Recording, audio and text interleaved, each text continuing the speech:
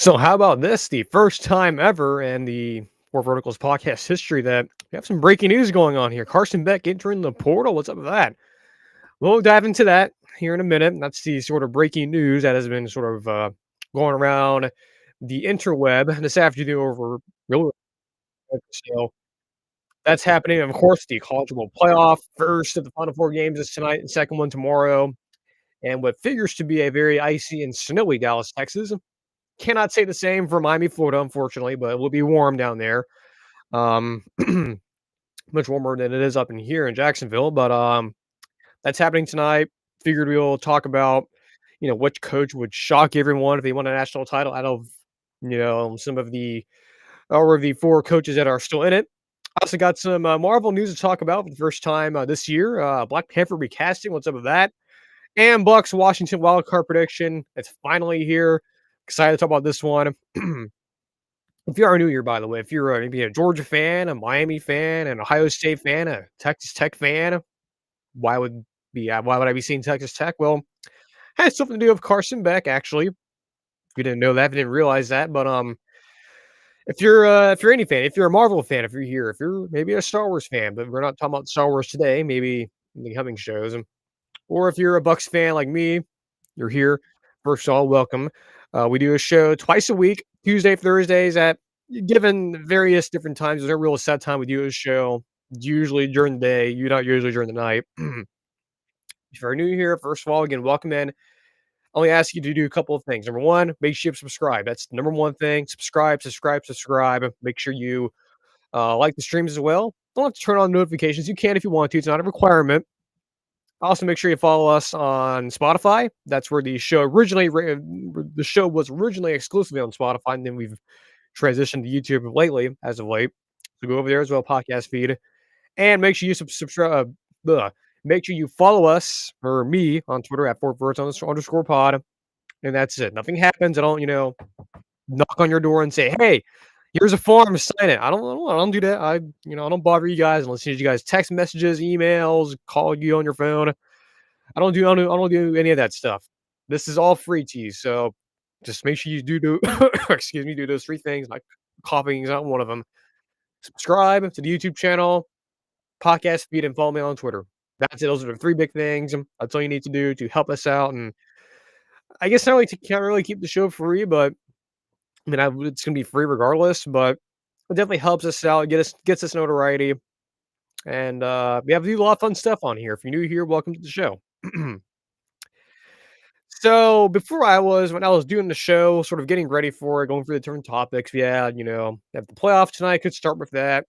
We have, which coach could shock the world if they won the national title because we will have a first time winner, believe it or not, in the final four teams.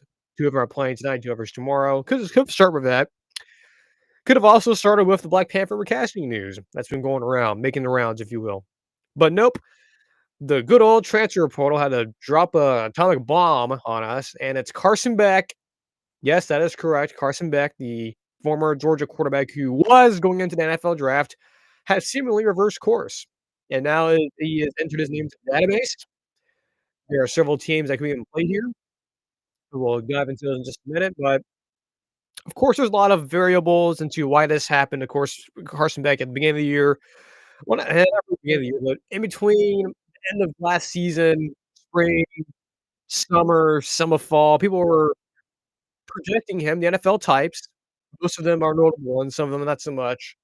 We're projecting him to be first round pick, maybe the first quarterback taken, even no more overall pick even. That sounds kind of strange now because now we've seen Carson Beck from the beginning of this year all the way until he got injured in the SEC championship game, has had less than desirable results. I mean, he's turned the ball over a lot, not necessarily the production you need.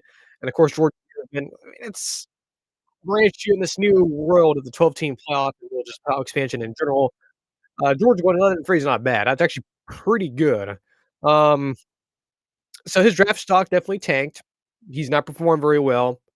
And now he was left with a interesting decision. Sort of what Cam Ward did last year. I think a lot of folks forget that Cam Ward last year before he went to Miami was in the portal, then went out and said, "You know what? I'm gonna go in the NFL draft, and then says, "Ah, just kidding, we'll hit the classic Uno reverse card," and decides, "I'm hitting back in the portal. Oh, and by the way, I'm going to Miami." Carson Beck could very well do that. You could very well there's 2 options here. You could very well stay in the database and not take his name out, or we could very well just say, "You know what? I'm testing the waters, could any of these schools offer me more money?"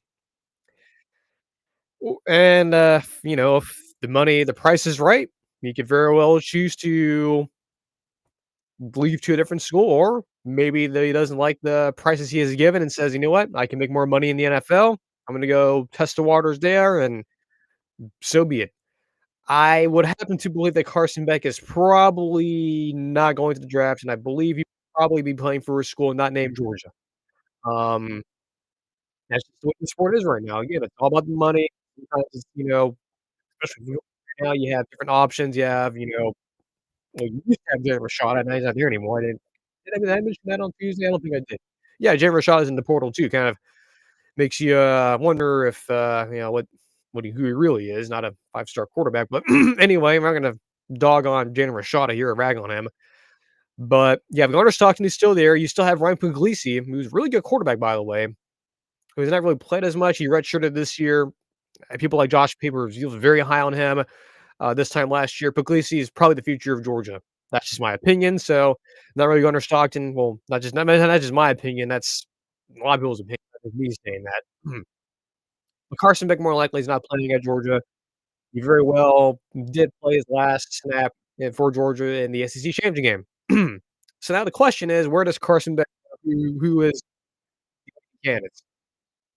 The short answer to that would be a lot of teams. Now that wouldn't be very fun, and that wouldn't be, the anticlimactic me just in the segment there. No, there's certainly some teams here that are definitely in play. The ones that have been revealed, and I believe these are the ones that have been somewhat mentioned around a little bit. Um, so 2 of these may not surprise you. Well, they shouldn't surprise you. One of them may surprise you. At least the ones that have been mentioned ad nauseum by very vetted sources. So Miami, Ohio State, those are the ones that would make sense. Ohio State, I mean, you would figure with Will Howard, maybe you want to add another veteran guy coming in as well because it worked out for you great the first time. Maybe you do it again. Now, Miami's the interesting one here of the 2 notable ones. Miami is interesting. So remember back in December when uh the rumors were going around about Dylan Raiola and Miami, the transfer portal rumors. I will just tell you that it isn't just those rumors. I believe are real. I think they were because I believe it or not, a little bit ago, Chris Hummer was on CBS Sports 24/7. Mentioned that Miami had been in play for multiple high-profile quarterbacks that was not made public, or at least behind the scenes. But one of them, I believe, is Joe Mariota. I believe there was a serious push there. It wasn't just him. I think there's other guys that you will probably never know the names of that may even enter the portal even. Some of them are still on their respective teams that Miami Mario Cristobal heavily pursued, even though they were not entering the database. Darren Raiola is probably a perfect example of that. I think there was that was a real thing. I don't think that was just people making up shit, just making to make up shit. Like those are I think those are real rumors going around. Um, so of course Miami's in play here. I mean, they literally just had, Cam Ward have a lot of success. They'll grant you didn't make it to the national championship, so they kind of wasted him, but not really. They won 10 games for the second time in like 20 years or whatever. But still, though, I mean, that's a good selling point. It's certainly a draw. Just like Carson Beck, who was willing to go elsewhere and improve his draft stock. That's what Cam Ward did. I don't think Cam Ward would be talked about as the first quarterback taken if he was at Washington State or, God forbid, Incarnate Word. Nothing against Incarnate Word. I've never been to that school before. And even I may have seen a game or 2 from them, but no disrespect there. But I don't believe we're talking about Cam Ward in the same vein of a first round pick if he is at Washington State or Incarnate Word. Like, I just don't think that's realistically that's not realistic to really think about. I don't know if I just said there, but whatever, we're keeping it. We're live right now. Um, so those 2 shouldn't really surprise you, at least the ones that are being mentioned, at least the big 3. But there's this other one that's also floating around that is Texas Tech. You'd be asking yourself, Texas Tech? Like, huh? Yeah, sure, Patrick Mahomes went there, but that was like 10 years ago. You have to understand that Joey McGuire is head coach there, and he is not stupid. He's very smart, very well calculated. They have done well recruiting. It's a school that figures to have a lot of money. Don't be surprised. Just don't be surprised. Don't just throw away Jordan McGuire and company as some pieces of crap on the side of the road. No, those are real players here. Like that's a serious program. Well, serious to a real degree, but they're not idiots. That's a lot of money. It's also a conference that she doesn't have the same level of intensity as the SEC. It's also a place that you could, you know, do a lot of stuff there. They haven't had a lot of quarterback success there probably in the past years. So if Carson Beck didn't go there, you're the highest profile quarterback there in over 10 years. So to the point of you can go there and be the first guy to do blank, first guy to win a national championship, win a Heisman, even doing something that a certain quarterback in the NFL has not done while he was at Texas Tech. Carson Beck going there could do that. Again, Joe McGuire, I'm a big fan of him. I liked how he's built his team for recruiting and transfer portal, done a lot of good stuff over there. Quietly had a uh, big season this year, 8 wins, and it's kind of weird. Everyone was saying, "Oh man," after they started like with 1-1. People were saying, "Oh man, Joe McGuire should be fired and they should go get the head coach of Texas State." Like, hold on a minute, let's slow down here. And even I was even thinking that privately.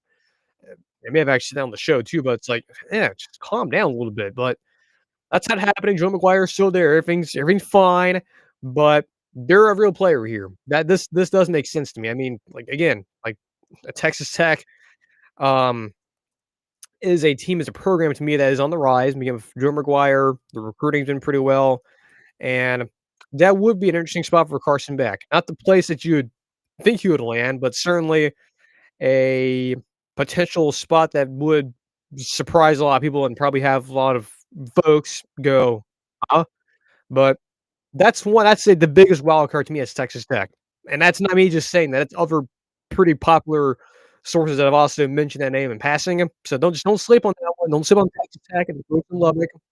Just don't be surprised if you hear more and more of Texas Tech being floated around here. So just get it out of there before everyone else does, and you know. So those are the 3 ones that have been mentioned publicly. Some other schools have been floated around too. Oregon makes sense. Dylan Gabriel probably not coming back, more likely. It seems like he's moving on to either test the NFL waters or I guess graduate and not get drafted. Notre Dame makes sense too. Riley Leonard probably not coming back too. Now there is the other piece here, that reason why they're not being mentioned, these schools being mentioned heavily, is because there's a rule going around with the 5th-year option thing. That's not been settled yet, but it could be settled here pretty soon.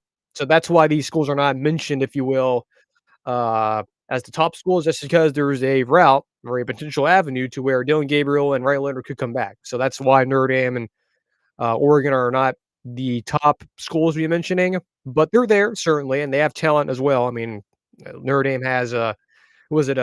Lloyd Carr's grandsons on the team. Ohio State, obviously, every single year they have a 5-star kid waiting in the background. It seems like, of course, you'd expect that. But the silver one's interesting. That's Alabama. You know, Bama's losing Jalen Milroe. He's off the NFL. Bye. Who's gonna start quarterback for Kellen Moore and Alabama? Like, is it Austin Mack? Is it Ty Simpson? Yeah, coach is selling him. Doesn't have the same pizzazz as a Carson Beck would. No, of course, he had the 5-star kid winning, but he's not gonna start next year. I assume not. I would imagine not. So Carson Beck, Bama, makes sense to me, right? If you really want to bridge quarterback there, don't trust Austin Mack, though. Granted, I think Austin Mack is a serviceable guy. He's not stupid. Like, they'll definitely start for Bama next year. No problem with it. Same with Ty Simpson. No problem. Though I would imagine Carson Beck, in terms of overall talent, would be better than Ty Simpson, even though he's a coach's son, Simpson. So that'd be a little disappointing. But those are some schools to watch. Those 3 right there would be ones I would keep an eye on. But the ones that have been heavily mentioned are Ohio State, Miami, obviously, because of, again, the Denver stuff a few months ago makes more sense now that they would be a major player as being like their quarterback who was starting for this clearly not on the roster right now. And Ohio State, it makes sense for them to bridge quarterback, probably more likely. And then Texas Tech, just a wild card just floating out there. Joe McGuire and company just floating around. Those guys have, they had what, like a top 25 recruiting class last year and the last couple years. Like they're not some pushovers. I mean, They're serious. I keep on telling you guys that, but you guys don't believe me, but they're serious. Joe McGuire and that staff over there has done really well out there. But of course, there are other names to watch here: Bama, Oregon, Notre Dame. Certainly ones to just keep an eye on potentially. And we'll move on from that segment, and that's it. So if anything else breaks, maybe I may do a special extra pod or whatever, but more likely not. We'll see. I don't know actually if Carson Beck has the no contact tag, which usually means the destination's already been determined. So that I don't know. I'll have to go check. Now, of course, I don't have access to the database. It's only a few like players, administrators do, and some reporters do, but the regular person, as of this reminder here, you cannot actually access the database. It's locked behind locked behind a firewall. You can actually access. It's very, encrypted website. You have like a password that the squads that give you. So it's very like encrypted. It's almost like something part of the government, like you know, something like that. So you cannot access the actual database itself. The general public cannot, but reporters and players obviously can, and coaches can, administrators. So I don't know for sure if he does have the do not contact tag. If he does, then that means that the destination has been determined pretty quickly, and an announcement could be coming within the next 48, 24, 48, 36 hours or so. Get some water real quick here, and then we'll move on to this next segment. Don't think we'll go for a full hour here. I think how long are we recording for? 16 minutes. Yeah, pretty good clip here. So,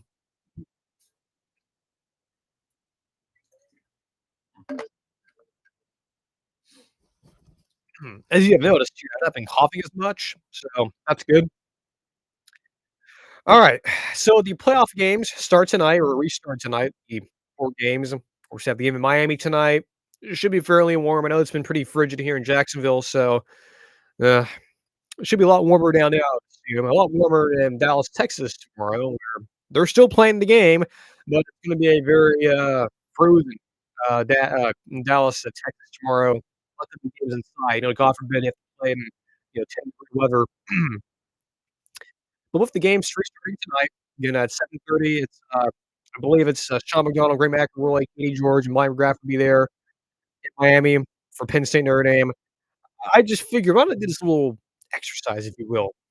And with, like I mentioned earlier, that we will be getting a first-time national champion head coach. So a pretty rarefied air here, right? So one of these guys, one of these 4 gentlemen who are the head coaches of the respective universities, will win the national title. Who would shock you? Who shocked you the most? That's a question I pose to you guys now. You can answer it amongst yourselves listening to this. I will give you my answer in just a moment. But clearly, there are some options here. There's 4 good options. Ryan Day, probably the least shocking if you did win the national title because he's been there before. He was literally there like 4 years ago, or technically not 5 years ago. So that one wouldn't surprise you because that's the expectation at Ohio State to win the national championship. Let alone, I mean, the guy was casually in the hot seat, supposedly on the hot seat like 2 weeks ago, and now he's off. Isn't that strange how magically college football works like that? So, Ryan Day wouldn't surprise you as much. Steve Sarkisian wouldn't either. Probably between those 2 the least or the most shocking out of those 2 because everyone looks at Stark and goes, "Well, man, he had the alcohol abuse issues at USC and then at Washington was that's okay." That would shock a lot. That would maybe not shock a lot of people, but shock some people. Wouldn't shock me. I think Sark's a very good coach. He's carried himself well. I've liked how he's sort of gotten his life on track. He's built Texas the right way, building it up. Like I mentioned on Tuesday, man, it's been just a little retrospective here. Think about this, like, if you're Sark, 4 years ago, or what was it, like, 3 or 4 years ago, losing to Iowa State and, losing to, Kansas as well. Imagine your future self goes to you and says, "Hey, in about 4 or 5 years, you'll have Texas playing in 2 semifinals."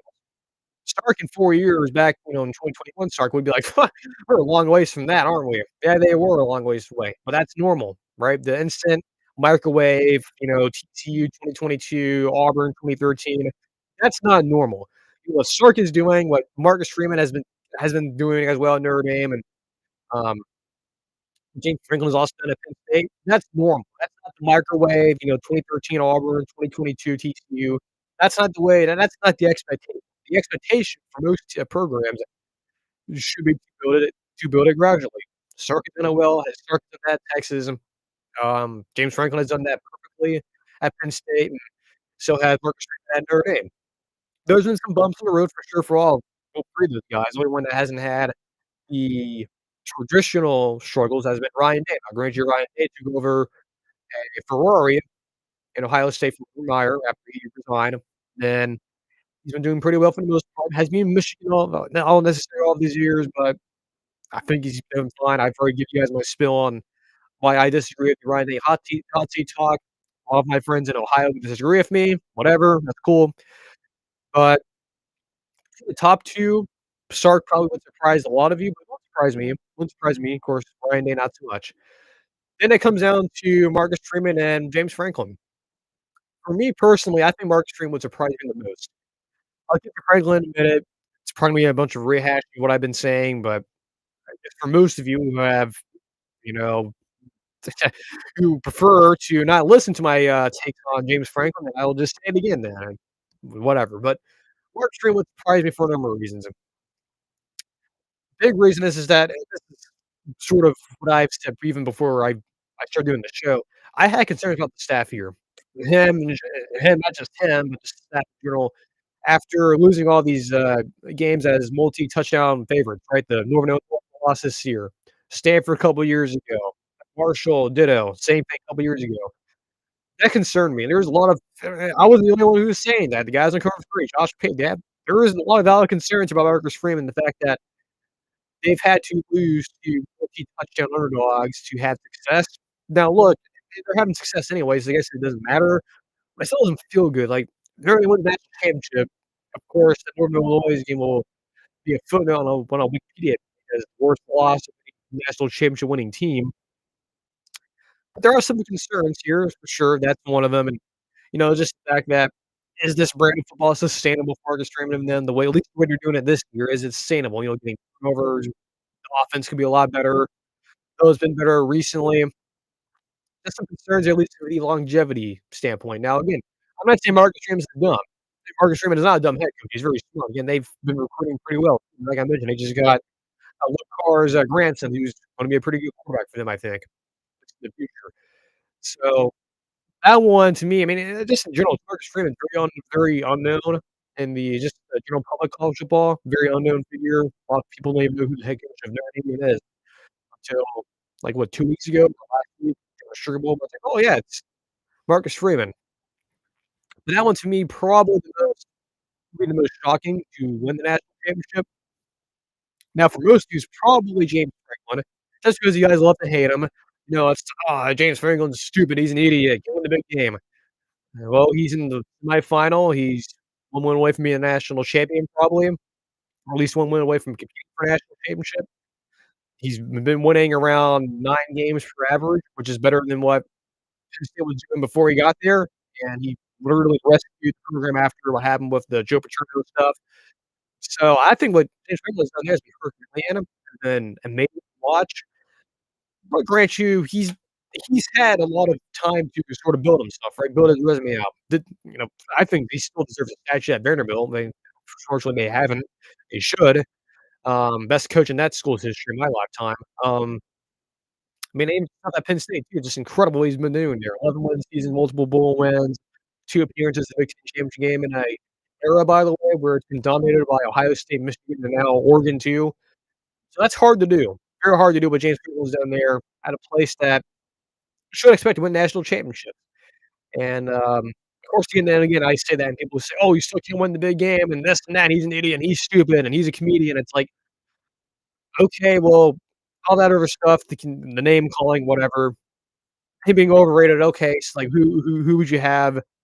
So, how would you rate him? And first of all, no one's rating James Franklin as, like, the god of college football. He's not. Like, he no one's saying that. Like, give me an article, give me a YouTube clip, give me a text message or something that shows me, "Oh, James Franklin's the best coach in college football." No one's saying that. Like, I'm not saying I'm just saying that James Franklin is not an elite coach, nor is he a bad coach. He's a good coach. If he wins the national championship, my opinion on him will not change. If he loses tonight, my opinion on him will not change. If he loses in a couple weeks on championship day, which is also inauguration day too, by the way, weird, weird to say, but my opinion on him will not change. That's not me being staunch conservative here about my stance on him. That's just my stance on him. It's not gonna change. He's a good coach. Him getting here is that's good. That's very good. Him making it to the national championship. Wins tonight and loses the national championship or wins it. That's really good. That's good for Penn State. That's amazing. But anyone, 'cause you know what's gonna happen. I brought this up on Tuesday. If he loses tonight or loses the national championship, everyone's gonna say, "Oh, same old talking points. James Franklin's stupid. James Franklin that. James Franklin's an idiot. James Franklin's a comedian." So what do you want him to do then? What do you want us to do? Like, what else do you want him to do? Okay, win the national championship, but, like, only you have to realize, especially now in 12 team playoff, how hard that is, and not to mention all the other success he's had there. Like, outside of scandal or any unforeseen circumstance, like, James Franklin's not going anywhere. I don't wanna hear that crap, and I don't wanna hear people spearing his name. He's a good coach. Like, I feel like I say the same stuff every single time I talk about James Franklin, but I shouldn't have to. But unfortunately, there's people out there who choose not to listen to me and choose not to believe that James Franklin is a good coach. No one's saying he's an elite coach. No one's saying he's, the next Bear Bryant or the next Woody Hayes or the next such and such. He's just James Franklin. He's a good coach. Like, no one's predicting him to win the national championship. I'm surely not. I thought I think they will make it. And my bracket back this time last month, I had him going to the national championship and losing. So what? Like, I don't know what you guys want from him other than winning a national championship. Like, he is who he is. He's not an elite coach, he's not a bad coach, he's a good coach. And no one's saying he's an elite coach. Show me clips and articles and stuff that call James Franklin a national championship winning head coach. Like, no, you're not gonna find any. But you're not gonna find any saying he's the worst coach either, and there is any, and that's blasphemy, and that's bull crap. So, I don't usually cuss on this show, but I have to here because all this James Franklin slander, you know it's gonna come to. Well, all these articles are prepared. They lose tonight or lose in a couple weeks. All you have to do is just change, like, the headline and some basic information. Those articles are out there about saying, "Oh, James Franklin's an idiot. James Franklin's a stupid. James Franklin's overrated." Those articles are already published, or just, the sports writers and the media types the national types are all waiting just to hit the publish button and edit, do some basic editing and whatnot, and you're ready to go. Those hit pieces are ready. I don't like seeing them, but whatever. To put it past little me to properly put out accurate information that James Franklin's properly rated. He's not overrated. In fact, in some ways, he's like I just said, he's properly rated. So, whatever. I can keep on saying that and people still get mad at me and still don't understand what properly rated means, and where nobody is saying that James Franklin is a national championship level head coach or is up to that level. He's not. He's not that level. I know that, and I'm a fan of his. Let's move on to something else before I get too out of here and probably punch my computer screen, which I wouldn't do, but 'cause I'm civil here. I'm at least me cussing on the show is the highest level of anger you'll probably see for the most part, but unless I do, like, an instant reaction to Bucs losing to the Super Bowl, then you may see, Angry Josh come out, but very rarely do you ever see that on the show. I have it on authority. Okay, got some Marvel news here, and then speaking of the Buccaneers, we'll get to the Bucs Wildcard Game. We're actually got a pretty good clip here, so pretty short show here. Actually, one of the shortest shows we've actually had here, so how about that? It looks like to be the case here, so that's pretty rare, but figured it wouldn't go that long because literally the games are gonna be starting here in a couple hours, so anyway, some Marvel news here, Black Panther Recast. What's up with that? So this broke a couple days ago from Jeff Snyder, very well-vetted source, veteran of the Hollywood trades. You know who he is, you know who he is. I don't have to give you his whole Wikipedia page. He's pretty smart. He's has one of the best track records of any of the, movie scooper people out there. That's movie scooper sounds kinda weird, but whatever. I don't know what else to say. I guess a newsbreaker or whatever. But, he put out there on Twitter, his newsletter too, that, there is a information he was given that there might be a Black Panther recasting. If you need a refresher, of course, when Chadwick Boseman passed away a couple years ago, which still doesn't register in my mind that he's actually gone, um, so of course, he's passed away, and of course, the Black Panther sequel comes out. They end up bringing in Letitia Wright who plays, T'Challa's sister. They have her as Black Panther. Initially, I didn't have any issue with that because it does happen in the comics, though I did wish they would have recasted him, but oh well, that's what the decision made, and they They went along with it, and the movie came out. I thought it was okay, it's fine. Um, didn't make a whole lot of money as it should have, and, Josh True at Den of Nerds brought this up yesterday, and I kind of agree that with that with any time you have a situation like this where you have a recasting of someone or you don't recast someone, you end up going a different direction, the market will tell you if that decision was right, and and that decision and well, at least the market being the audience, right? The people who are gonna see your movie will tell you if that was the right decision. Turns out it wasn't, it didn't make a lot of money. I think it ended up falling short of projections, I believe, if I recall correctly. Now, this movie has been out for, like, 2 years, so I don't remember off the top of my head, but I don't think it made enough I don't think it ma yeah, it fell definitely well short of the first movie, and it definitely didn't make the amount of money it was projected to. Now, of course, entirely, and you shouldn't worry about that, at least in general, but from a executive standpoint and someone who's majored in public relations and communication, you should pay attention to that, and the audience just said, "We don't like the fact you didn't recast, Black Panther, T'Challa. We think you should have went a different direction." So, that happens, the movie happens, and of course, the movie's been out for 2 years, so, of course, everyone knows the T'Challa had a son, that's revealed in the post-credit scene. So then Jeff Snyder comes out on, what was it, Tuesday or Monday? I think his newsletter comes out on Tuesday.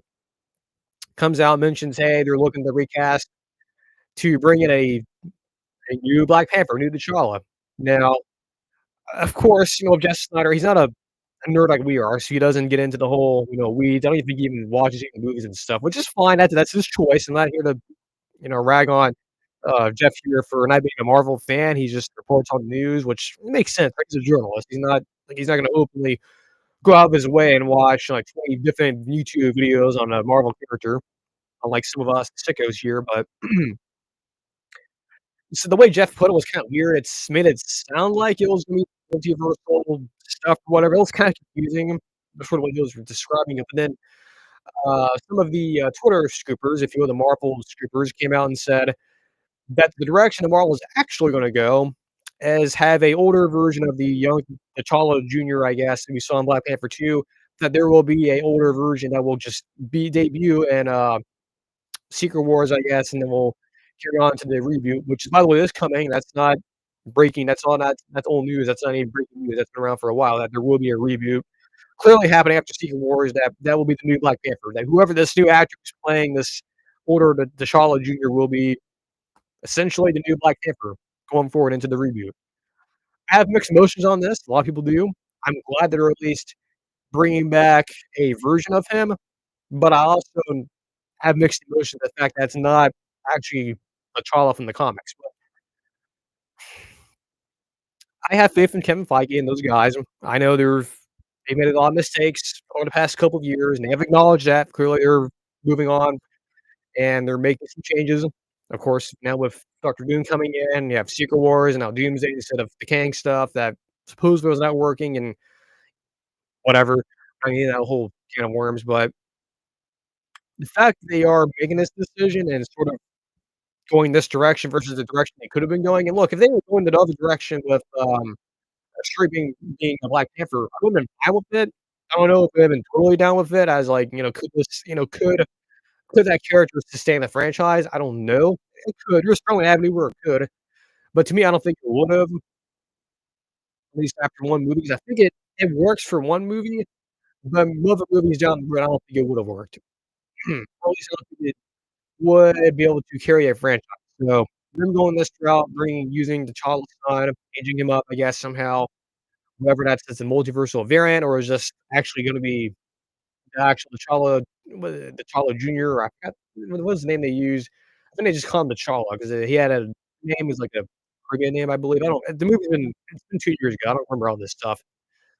Um, but, yeah, I don't whatever route they go, I mean, I don't know. I guess part of me still wishes they would've just recast the character, not killed him off because and I agree with Josh over Denver as well that when the opening of Black Panther 2, it's very jarring. It's probably the most jarring opening you could have done because it starts off with him dying off screen. It's like, "Okay."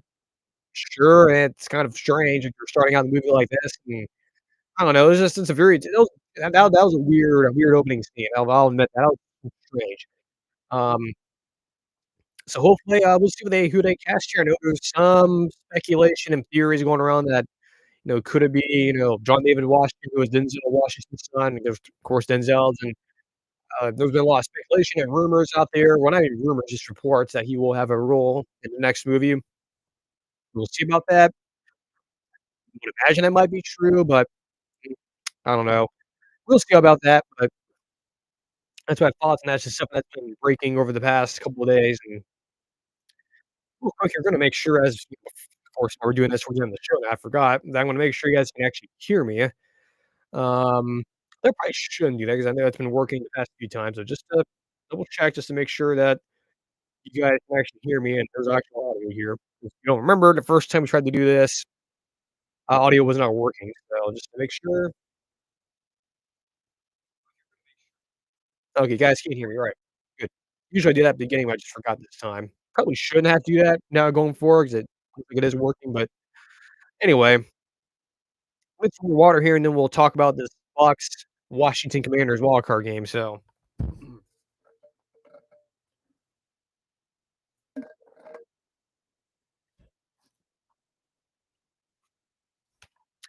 Buccaneers Washington wildcard game in Tampa. Sounds familiar, doesn't it? Yeah, we literally just this game was played, back in early September, but this time it's in the wild card, in the playoffs. This will be a Sunday night game, so Chris Collinsworth, you know, whole crew will be there, Mike Tirico and company, and of course, we get to have that stupid pregame show on, ABC that has, like, 20 people on there, which is unnecessary in my opinion, but whatever. Um, I have a lot of thoughts on this game. Very interesting game here. So, as I mentioned, this game was played essentially was played back in, September when Washington came down to Tampa. It was Jay Nails' first start. I actually thought he looked the best of all rookie quarterbacks that day, and he's certainly been the best one so far this year. Though I will say Bo Nix has been pretty good so far, just to the chagrin of many who were dragging his name in the mud last year, or this time last year too before the draft, but whatever. People can hate on him all you want. I'm not even a Broncos fan, I'm a Bucs fan. Even I acknowledge Bo Nix is having a I mean, look, his team's in the playoffs, so I wanna hear people complaining about that. But, Bucs Washington, second go around. Bucs, according to FanDuel, by the way, not a sponsor of the show, nor am I advocating for you guys to gamble or to not gamble. It's up to you if you want to. If it's available in your state, or if it's not here, but I can still go on the website. I can look at the numbers. I can't bet though. I can access the website, but I can't send it. If I try to, it would give you an error saying because of communication, blah, blah, blah. We can't let you register, so whatever. FanDuel has Buccaneers -3. Of course, this is Jay Nils' second time in Tampa, but it's also his first playoff game. Now, there's a lot of ways here for Washington to win this game. There's obviously a path here that is Jay Nils has a big day against a much beleaguered secondary, though it looks like some fluke coming back. Will maybe come back. He's been practicing this week, so that's good. Mike Edwards and so on and so forth, all the guys who we've lost in the secondary could be coming back, so that could be a huge help there. But if they're not back, then that could spell trouble. Jay Daniels has been a machine. He is the team-leading rusher, which sounds familiar for an LSU fan, 'cause that happened last year too, so it's, the whole thing get a better running back, but I have a lot of respect for Cliff Kingsbury as a coordinator. A lot of you guys don't like him for various reasons. Some of you guys, much like James Franklin, have given him nicknames too, so I'm not in that business. I'm not in the business of getting players giving people nicknames. I don't do that. That's low-hanging fruit in my opinion. Well, I respect, Cliff Kingsbury. I also respect Dan Quinn. He's a good coach, contrary to popular belief. I think it's been honestly kind of a surprise that you're usually in the playoffs this year. It's very surprising to actually see them make it, and here they are in this first year, let alone they don't even have all the pieces they need yet to be successful. That line back in September, so, your second go around, it's always tough to beat teams twice. Jay Daniels is 18 or 17 or so games wiser. We've seen a lot of different teams have a lot of success. He's a dual threat guy who Tampa has not faced a whole lot of, this year besides Lamar, who's really known for dual threat guys that really faced up to up to the level of, Dan Daniels, who can run around, again, he's a rusher, he's 20 yards, 200 yards away. 1,000, so he's playing, they wins Sunday and week 1, they have 1,000 yards, but probably not, but the adage of beating teams twice, is something to live by a lot, right? Again, with, you know, these coaches have seen each other already, sort of like how you talk about the divisional opponents where it's always hard to beat them twice. Same here with the Commanders here in this case, because again, these teams face each other week 1, they're playing each other again, ironically, it's the first game of the playoffs, so it's, like the whole it's like the line from George Lucas, it's like poetry, it rhymes, and it makes sense. It's Tampa, Washington, week 1 of the playoffs. Well, I understand, and I totally respect the adage that it's hard to beat teams twice. This isn't the regular season, it's the playoffs, and between the 2 teams, quarterbacks and players, the Washington roster versus Tampa's roster has very little experience in the playoffs. I don't think a lot of those guys were on the team in 2020 when Tampa ironically went there, the wild card, and played them, and, the Brady Super Bowl team. I do believe most of those guys are still there, like, Chase Young's out there, he's in New Orleans, I literally saw him on Saturday or not Saturday, Sunday, um, so this is mostly a new team. You guys have not been in the playoffs before, at least to my knowledge, maybe some guys on defense, special teamers, but for the most part, this is a brand new team. Most of the Rares, any players who were on that team in 2020 that are probably not notable players in my opinion, but most of these guys, especially at quarterback, they've not been in the playoffs. It's their first time, or at least to this extent. While as the Tampa guys, Baker's been there several times even before he got here. Mike's won a Super Bowl. Uh, a lot of those players on defensive one that were still there from the Super Bowl year. Running backs, not too much experience. Rashard White, the most experienced. Sean Tucker, some. Bucky Irving, it'll be his first playoff game. So there is concern there certainly with the younger players. Bucky's not been in that position before. You know, obviously he is prone to the rookie mistakes, but I don't think so. I think this Tampa team is much like Ohio State in the college football playoffs. It's a team in takeoff mode. It's a team that is starting to get some confidence. They're playing very well. Bucky Irving's having a great end of the season. He's one of the best rookies in my opinion. If a lot of these quarterbacks are playing so well, Bucky Irving would be getting my vote for rookie of the year. He won't, which is fine. It makes sense. But certainly the running back rookie of the year would go to him. I would imagine if that award existed, it would be going to him. Um, I would imagine. I'll be surprised if it didn't. But I say all that to say, I think the thing here, what it really comes down to is, again, playoff experience. Baker or Jaden, Jaden once again having to go against a very, very, well-respected and veteran defensive line with Vita Vea, Kalijah Kancey, Lavonte David, the like. I think those guys can get to him. I think him being the leading rusher and, him having to be putting on, Superman cape, literally having to do everything is not sustainable. And at some point, you're gonna run into a team that's playing with a lot of confidence. It's at home too, and they're if last Sunday was any indication, Ray J would be rocking. I mean, that atmosphere on Sunday was incredible. I would imagine the atmosphere this next Sunday on Sunday night will be that times 1,000. Like, it's a playoff game, home playoff game. They'll usually, get those that often, especially on Sunday night.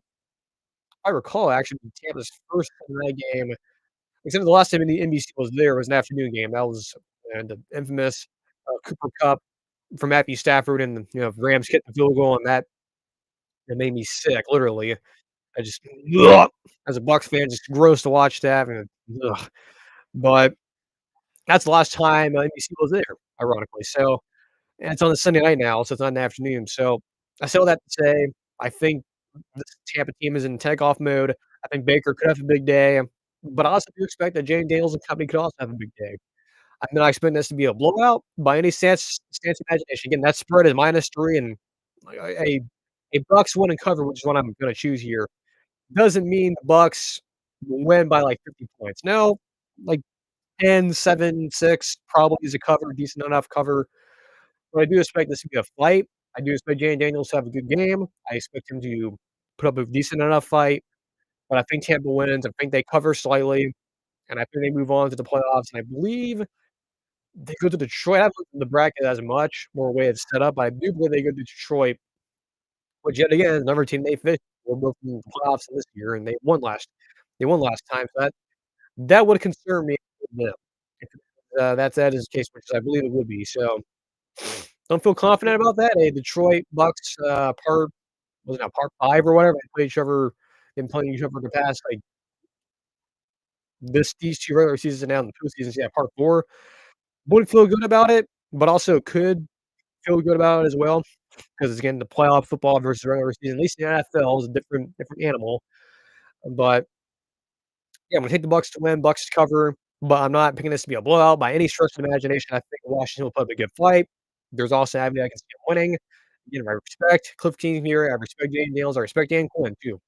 I know some of you listening to this probably laughing, but trust me, I'm not gonna necessarily disregard the Commanders just because it's who's their head coach and he blew a 28-3 lead in the Super Bowl. I'm not gonna diss him for that. It's very hard to get to those. So, yeah, Bucks win, cover, but I do believe Washington will represent themselves pretty well, I think. I think Jay Daniels will play well.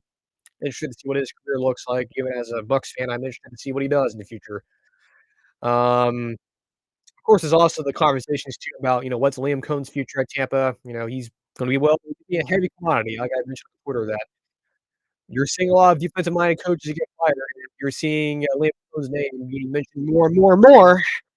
Um, so hopefully the Glazer family and Jason Licht can find a way to keep him because that would be hard to lose him. You lose yet again another up-and-coming, offensive coordinator to, the job. Um And unfortunately, more than likely that's gonna be the case. I think Liam Cohen, if they lose Sunday, will probably have coached his last game. I don't take much joy in saying that, but that's the way things are trending. I do unfortunately believe Liam Cohen will probably get one of those head coaching jobs. Again, I don't have a lot of joy in saying that. You can tell by my voice. I don't want it to happen. Hopefully, it's reverse psychology. Maybe it doesn't happen and the Buccaneers find a way to pay up and keep him, but the way the NFL is going, I think the Boy Wonder, Sean McVay route is the way everyone wants to go now, so I would hopefully expect him to get one of these jobs that are open. I don't know which one. I have my own personal suspicions of which job it could be, but who knows? It's been one that's been publicly out there, but hopefully that doesn't happen, but unfortunately it may happen, so hopefully they will to keep him, but I think a resolution on those rumors and stuff will probably come sooner rather than later, especially if the Bucks lose this weekend, then a resolution will come quite quickly. So that's it for the show. Enjoy the game tonight, or enjoy the game tonight. Tomorrow, if you're in Dallas, praying for you guys. I know the cover three, top million, those guys are out there, and a frozen ice skate rink downtown Dallas. So I mean, heck, it's been cold up here, down here too. So not the only one. Dallas not the only one's dealing with the cold. Even here in Florida, I mean, Jacksonville was like what 29 or so degrees this morning. So really cold again next week too. So. Until Tuesday, unless any other breaking news happens. Enjoy the games tonight. Enjoy the games tonight, the game tonight, tomorrow. Enjoy the playoff games as well for NFL. Until Tuesday, enjoy your weekend. Again, enjoy the games this week. Well, tonight, Friday, and this weekend. Until then, take care. Have a good weekend.